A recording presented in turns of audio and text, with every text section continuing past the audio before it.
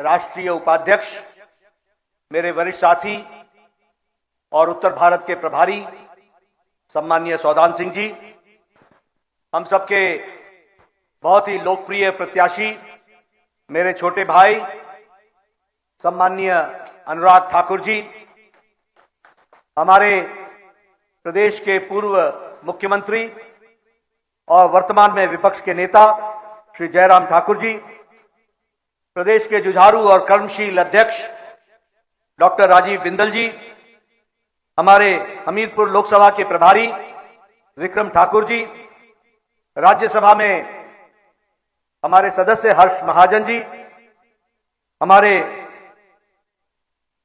राज्यसभा में सदस्य सिकंदर जी, हमारे विधायक रणधीर शर्मा जी, जीतराम कटवाल जी, त्रिलोक जमवाल जी, राजेंद्र गर्ग जी, जिला के अध्यक्ष स्वतंत्र सांख्यान जी, पूर्व सांसद और मेरे वरिष्ठ साथी पूर्व अध्यक्ष श्री सुरेश चंदेल जी, यहां उपस्थित इतनी बड़ी संख्या में हमारे चारों विधानसभा से आए हुए हमारे वरिष्ठ कार्यकर्ता, नेता, पन्ना के प्रमुख, सभी पदाधिकारीगण और मीडिया के मेरे साथी, प्रिंट मीडिया और इलेक्ट्रॉनिक मीडिया के मेरे साथी, मेरा यह सौभाग्य है कि मुझे आज चुनाव की बेला में अपने कर्म भूमि, अपनी मातृभूमि में आने का सौभाग्य मिला और आप सब लोग ने जिस गर्मजोशी के साथ आपने मेरा स्वागत किया, उसके लिए सबसे पहले तो मैं तहे दिल से आपका धन्यवाद करता हूं।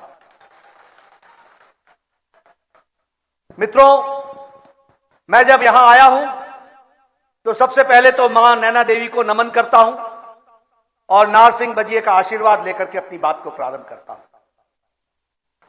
अभी मुझसे पूर्व हमारे वक्ताओं ने बहुत ही अच्छे तरीके से आपके सामने देश की और प्रदेश की और इलाके की तस्वीर खींची है और उन्होंने आपको बताने का प्रयास किया कि भारतीय जनता पार्टी के कार्यकर्ता, कर्मठ कार्यकर्ता, लाखों कार्यकर्ता किस तरीके से चुनाव की बेला में, इस गर्मी में, इस तपिश में दिन रात एक करके घर घर जाकर माताओं का आशीर्वाद, बुजुर्गों का आशीर्वाद, नौजवानों का साथ लेने के साथ साथ चुनाव की बेला में आगे बढ़ने का काम कर रहे हैं।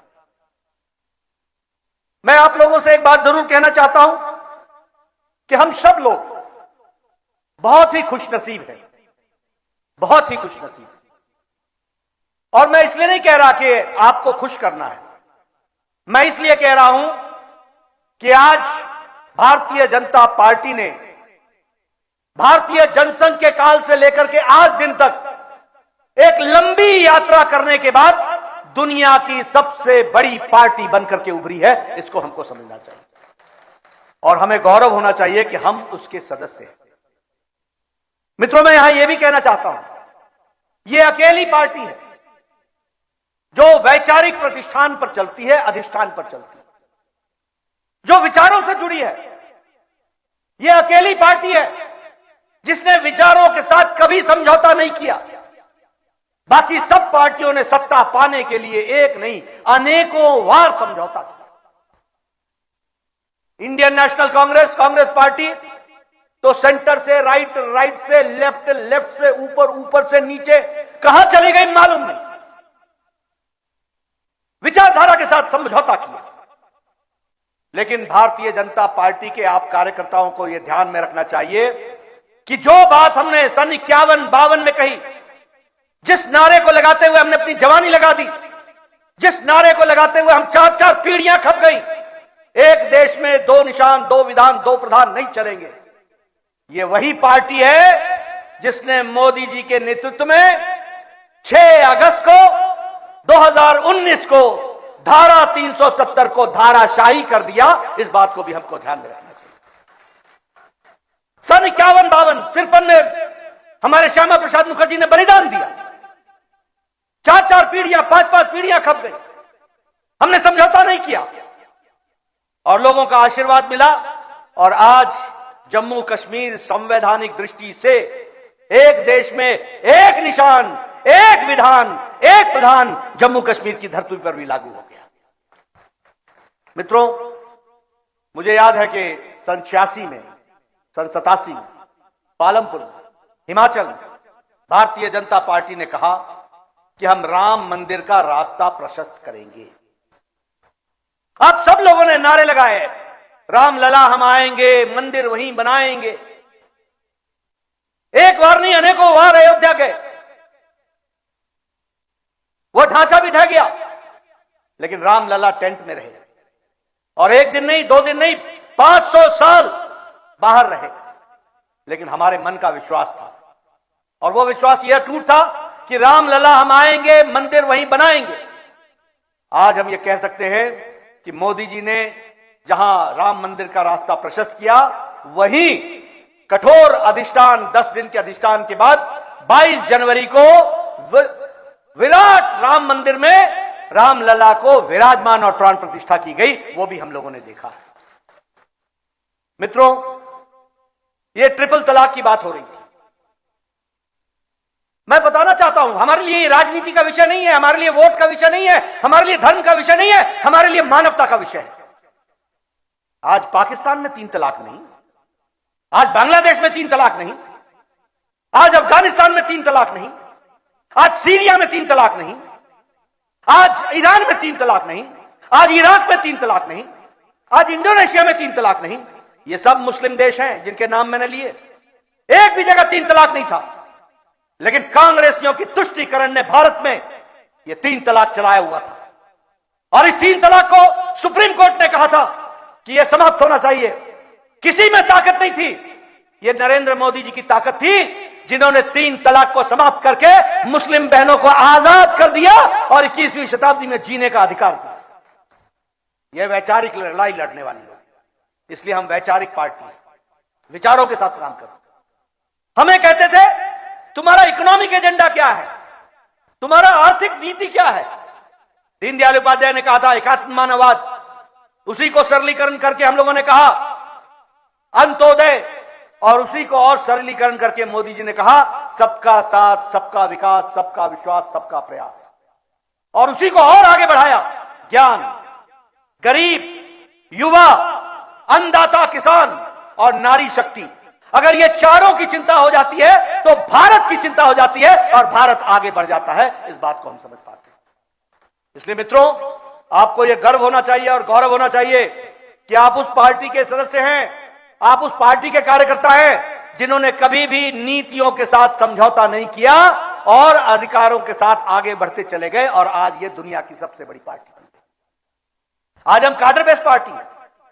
यहां आप देख रहे हैं राष्ट्रीय अध्यक्ष भी है, प्रदेश का अध्यक्ष भी है, जिले का अध्यक्ष भी है, मंडल का अध्यक्ष भी है। और आपको जानकर खुशी होगी कि आज भारत में 8,60,000 बूथ पर हमारा अध्यक्ष खड़ा है और अध्यक्ष के माध्यम से काम चल रहा है। हम दुनिया की सबसे बड़ी मास पार्टी, 303 हमारे लोकसभा के सदस्य रहे हैं और अब की बार हम उस ओर दिशा की ओर जा रहे हैं। 97 हमारे राज्यसभा के सदस्य हैं, 1500 में 12 कन हमारे विधानसभा के सदस्य हैं, 180 के आसपास हमारे मेयर हैं, हमारे जिला परिषद के सदस्य हजारों में हैं। ये सबसे बड़ी चुनी हुई पार्टी है और चुने हुए नुमाइंदे हैं तो भारतीय जनता पार्टी है। ये आपका गौरव है, ये आपकी ताकत है, ये आपके माध्यम से पार्टी को ताकत मिली है और उसको हम लोग आगे बढ़ा रहे हैं। मित्रों, मैं यहां एक बात और बताना चाहता हूं। आज हम अनुराग जी के लिए वोट मांगने आए हैं। ये अनुराग जी के लिए वोट मांगने के साथ साथ ये सिर्फ अनुराग जी को चुनाव जिताना नहीं है, ये चुनाव विकसित भारत के संकल्प को पूरा करने का चुनाव है। इसको भी हमको याद रखना चाहिए। आज मैं आपके साथ बताना चाहता हूं कि भारतीय जनता पार्टी मोदी जी के नेतृत्व में क्यों आनी चाहिए। आप बताइए, कोरोना की मार पड़ी, आप बताइए यूक्रेन का युद्ध चला, अमेरिका की अर्थव्यवस्था लड़खड़ा गई, यूरोप की अर्थव्यवस्था लड़खड़ा गई, चाइना की अर्थव्यवस्था लड़खड़ा गई, रशिया की अर्थव्यवस्था लड़खड़ा गई, जापान की अर्थव्यवस्था लड़खड़ा गई, ऑस्ट्रेलिया की लड़खड़ा गई। लेकिन आपको जानकर खुशी होगी कि इन्हीं 5 वर्षों में भारत आज अर्थव्यवस्था में और आर्थिक दृष्टि से आज 11वें नंबर से छलांग लगाकर ब्रिटानिया को पछाड़कर आज भारत 5वें नंबर की अर्थव्यवस्था बन गई। 5वें नंबर। यह कोरोना के मार के बाद हुआ है, यह यूक्रेन के युद्ध के बाद हुआ है। और आप मोदी जी को फिर से चुनाव जिताएंगे। मैं आपको बताना चाहता हूं कि मोदी जी तीसरी बार प्रधानमंत्री बनेंगे और तीसरी बार ही तीसरी अर्थव्यवस्था भारत बन जाएगा। तीसरी अर्थव्यवस्था बन जाएगा। पेट्रोकेमिकल्स में हम सबसे आगे, दवाई बनाने में दुनिया में दूसरे नंबर पर हम खड़े हो गए। दुनिया की हम डिस्पेंसरी बन गए। सबसे सस्ती और सबसे असरदार दवा आज भारत बना रहा है। दुनिया की डिस्पेंसरी बन गए। आज हम पेट्रोकेमिकल्स में आगे निकल गए। स्टील में हम दूसरे नंबर पर खड़े हो गए। और आप लोगों के हाथ में मोबाइल है। मैं बार बार बोलता हूं, 10 साल पहले इस मोबाइल पे लिखा होता था मेड इन चाइना। 10 साल पहले इस मोबाइल पे लिखा होता था मेड इन कोरिया। 10 साल पहले मोबाइल पे लिखा होता था मेड इन जापान। 10 साल पहले लिखा होता था मेड इन ताइवान। आज आपके मोबाइल पे लिखा है मेड इन इंडिया। आज भारत में मोबाइल बन रहा है। एप्पल का मोबाइल भी आज भारत में बन रहा है। इसलिए विकास की दृष्टि से अगर हम देखें, हर दृष्टि से आगे बढ़ने का काम कांग्रेस ने तो यहां तक पहुंचा दिया। यूपीए की सरकार में गणेश भगवान भी दीपावली में चाइना के बने हुए आया करते थे। गणेश भगवान भी, हमारे आपने अपने भगवान बनने भी बंद हो गए थे। आज दुनिया में तीसरे नंबर पर भारत टॉय इंडस्ट्री में है और सबसे बड़ा एक्सपोर्टर बन गया है। यह भारत की बदलती तस्वीर है। मित्रों, मैं यहां यह भी बताना चाहता हूं, गांव, गरीब, वंचित, पीड़ित, शोषित, दलित, युवा, किसान, इनकी तस्वीर भी अगर बदली है तो प्रधानमंत्री मोदी जी की नीतियों के कारण बदली है। मैं गांव की बात करना चाहूंगा।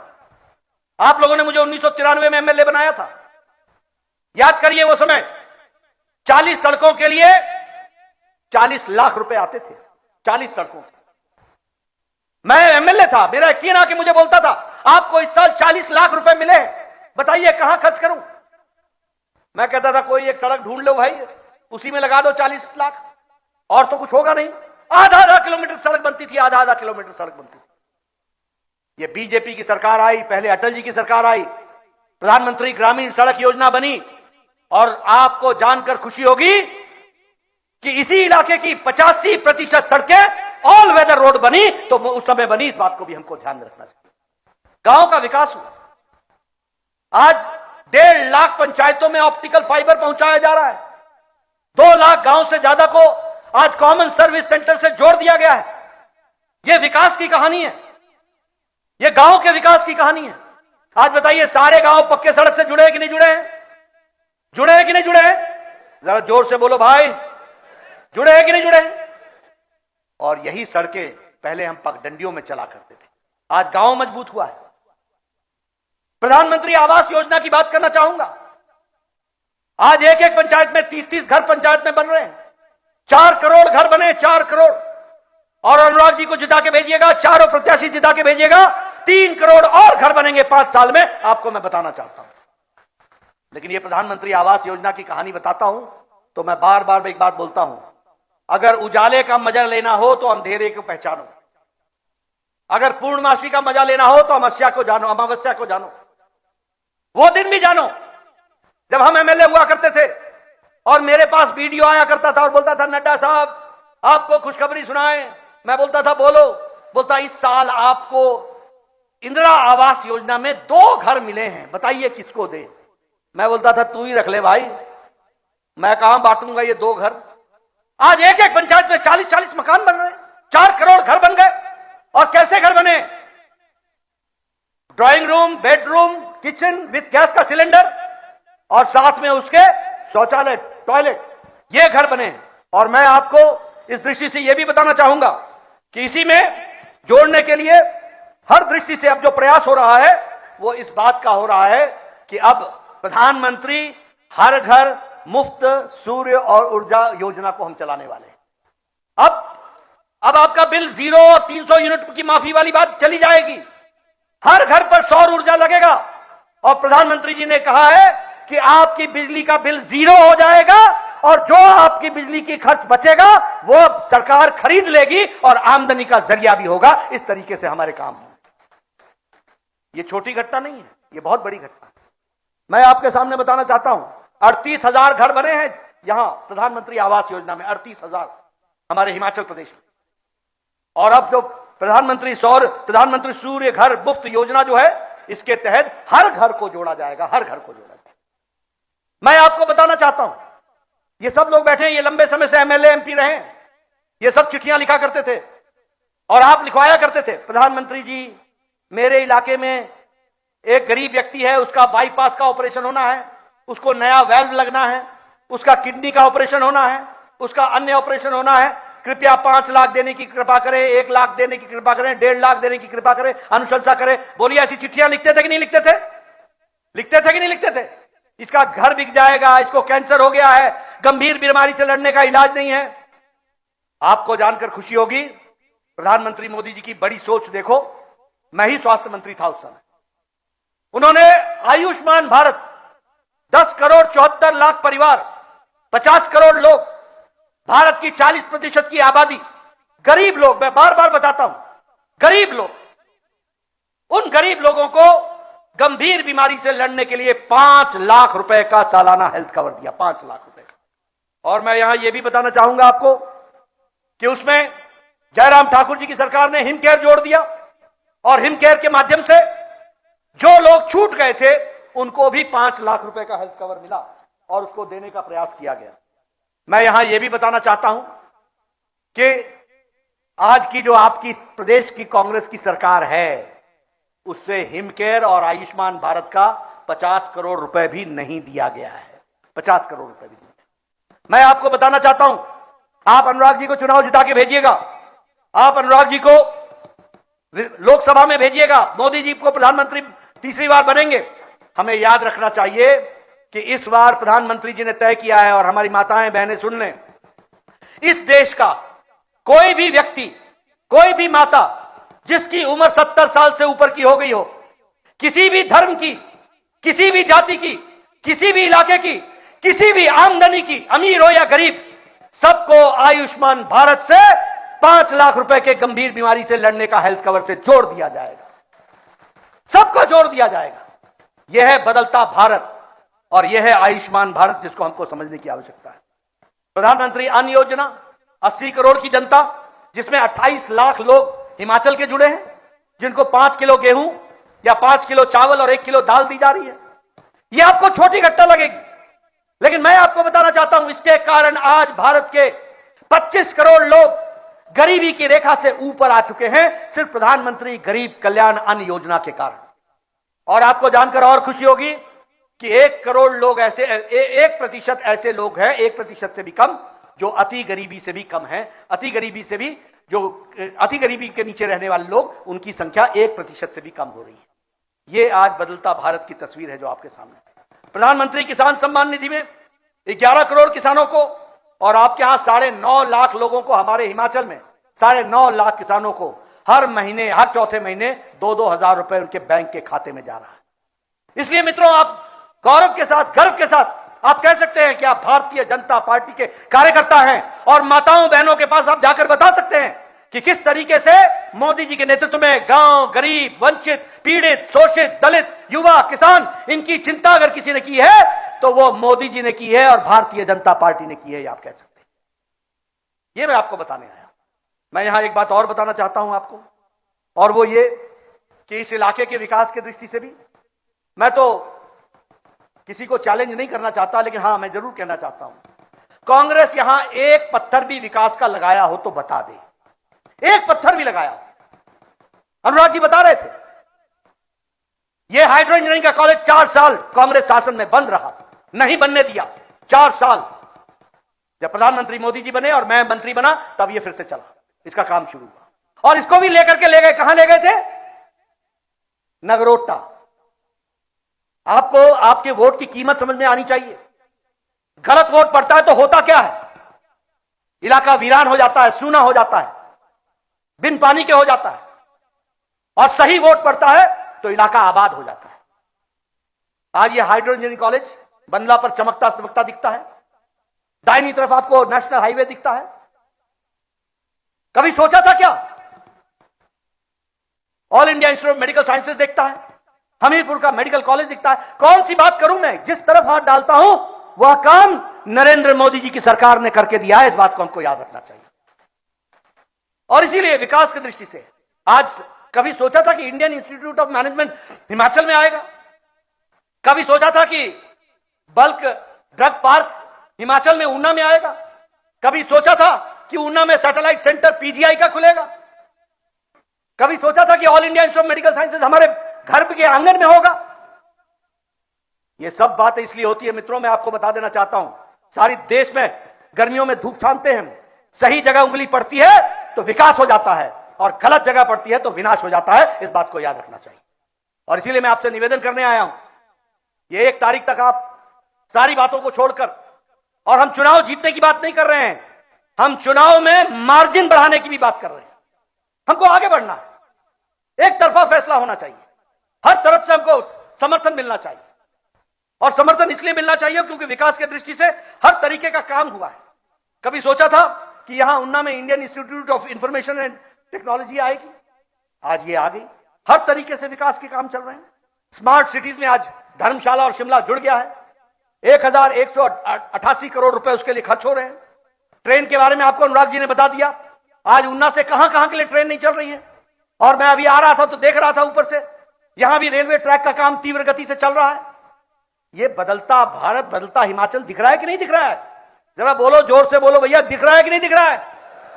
और दिख रहा है तो आगे हमको और दिखाना है, और वो आपको पूरा करना है। 1 तारीख को इसको आप जरूर करेंगे। मैं मित्रों आपका ज्यादा समय नहीं लेना चाहूंगा। विकास की बहुत सी बातें मैं कह सकता हूं, लेकिन मैं पन्ना प्रमुखों से एक निवेदन करना चाहता हूं, और वो ये निवेदन करना चाहता हूं कि हम सब लोग ऐसे माहौल, जब सब तरफ से विजय ही विजय दिख रही है, तो हमें ईमानदारी से अपने काम को करना है। और वो ईमानदारी का काम अब एक ही रह गया है, हर घर में माता बुजुर्ग का आशीर्वाद देना, हर घर में जाना है। मुझे मालूम है पहाड़ों में बहुत तकलीफ होती है जाने में, एक एक घर अलग अलग होता है, लेकिन पन्ना प्रमुख के लिए 6 घर 7 घर कवर करना यह मुश्किल काम नहीं है। बांट करके करने की जरूरत है, लेकिन उनके घर जाना, उनसे समर्थन लेना, उनसे बातचीत करना, उनसे उनकी समस्याओं को समझना और उनको समझ करके उनको आश्वासन देना, इस बात को हमको करने की आवश्यकता हो। मैं यहां यह भी कहना चाहूंगा कि सभी जातियों में, सभी वर्गों में, दलित भाइयों में, सबके घर हमको अपना राम राम पहुंचानी है। इसलिए सबके घर हमको जाना है। और मैं आपसे ये वायदा लेना चाहता हूं, बताइए करेंगे ना? करेंगे ना? घर घर जाएंगे ना? माताओं का आशीर्वाद लेंगे, बुजुर्गों का आशीर्वाद लेंगे, और 1 तारीख को 11 बजे से पहले सबका वोट भुगता देंगे। इसके लिए आप काम करेंगे, ऐसा मेरा पूरा विश्वास है। मैं यहां एक बात और भी कहना चाहता हूं कि अनुराग जी जिस तरीके से मंत्रालय का काम भी इन्होंने किया और देश के तेज तर्रार नेताओं के रूप में इन्होंने अपनी छवि बनाई है, इनको आगे बढ़ाना हमारी जिम्मेवारी है। और मुझे पूरा विश्वास है कि बिलासपुर, हमीरपुर, ऊना कहीं भी पीछे नहीं रहेगा। इसके लिए हमको पूरी ताकत लगानी होगी, और मुझे पूरा विश्वास है कि हम सब लोग इस काम को करेंगे। मैं यहां यह भी कहना चाहता हूं कि हम जब यहां आए हैं, मैं सिर्फ हमीरपुर की बात करूं तो उचित नहीं होगा। हमें 4/4 चाहिए, 4/4, और मुझे वो 6 भी चाहिए, मुझे वो 6 भी चाहिए। आप याद रखिएगा, मेरा निशाना कहीं और भी है। और आप इस बात को समझिएगा कि कई बार लम्हे खता करते हैं और सदियां सजा पाती हैं, और फिर कितनी मेहनत करनी पड़ती है इसका भी आपको अंदाजा होगा। इसलिए 4+6, ठीक है मित्रों। मैं एक बात और कहना चाहता हूं, और वो मैं कांग्रेस पार्टी के बारे में कहना चाहता हूं। आजकल ये बौखला गए, कोई मुद्दा नहीं रह गया इनके पास, कोई विषय नहीं रह गया, कुछ बोलने को नहीं है, कुछ कहने को नहीं है। हर तरीके से विचार शून्य पार्टी बन गई, विचार शून्य पार्टी। ये कांग्रेस पार्टी राम विरोधी पार्टी है, मैं पूरी जिम्मेवारी के साथ बोल रहा हूं। ये कांग्रेस पार्टी सनातन विरोधी पार्टी है। ये कांग्रेस पार्टी और इंडिया अलायंस का गठबंधन, ये राष्ट्रद्रोही पार्टी। और मैं पूरी जिम्मेवारी के साथ बोल रहा हूं।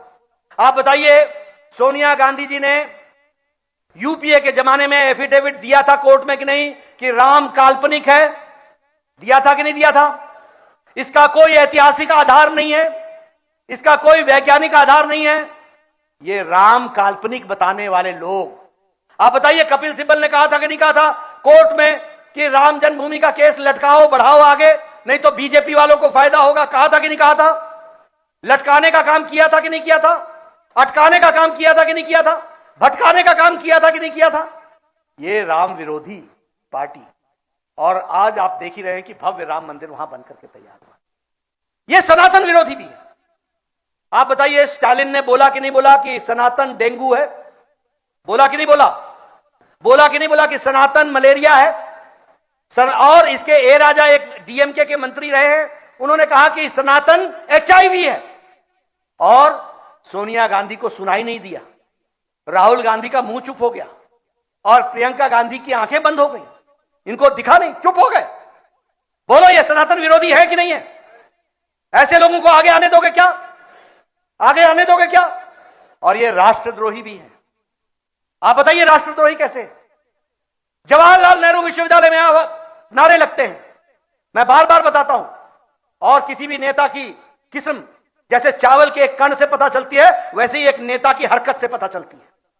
आप बताइए, जवाहरलाल नेहरू विश्वविद्यालय में नारे लगे, अफजल हम शर्मिंदा है, तेरे कातिल जिंदा है। कौन था अफजल? जिसने पार्लियामेंट के अटैक का मास्टरमाइंड था। और कातिल कौन हो गया? सुप्रीम कोर्ट का जज जिसने उसको मौत की सजा सुनाई। कातिल कौन हो गया? भारत के राष्ट्रपति उस समय के प्रणब मुखर्जी, जो उस समय राष्ट्रपति थे, जिन्होंने माफी नहीं दी। तो नारे क्या लगते हैं? अफजल हम शर्मिंदा है, तेरे कातिल जिंदा है। और दूसरा नारा लगता है, भारत होंगे टुकड़े टुकड़े इंशाअल्लाह इंशाअल्लाह।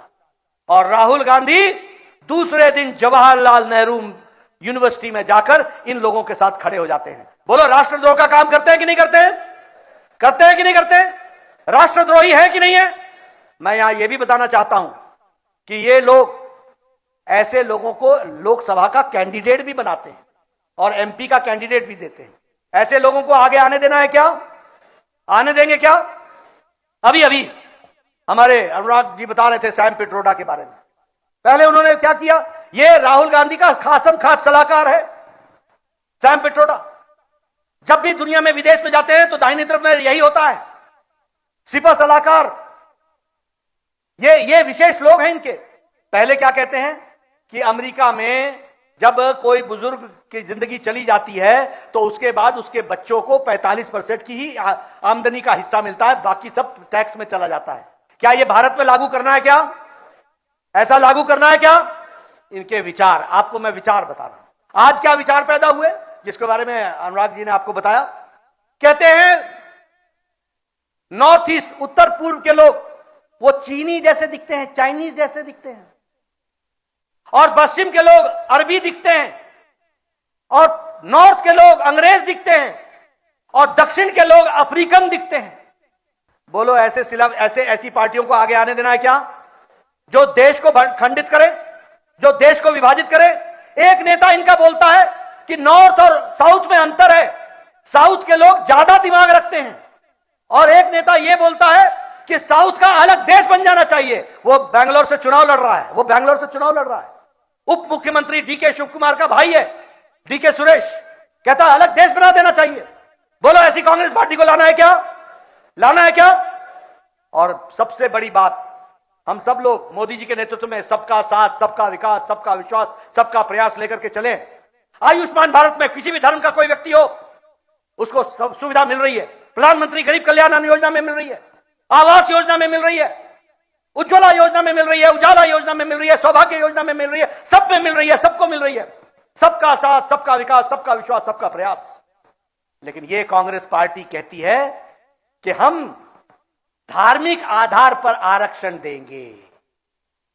बाबा साहब अंबेडकर ने कह दिया धर्म के आधार पर आरक्षण नहीं होगा, संविधान में लिख दिया है। और ये राहुल गांधी संविधान की पुस्तक लेके फिरता रहता है, पढ़ता है नहीं,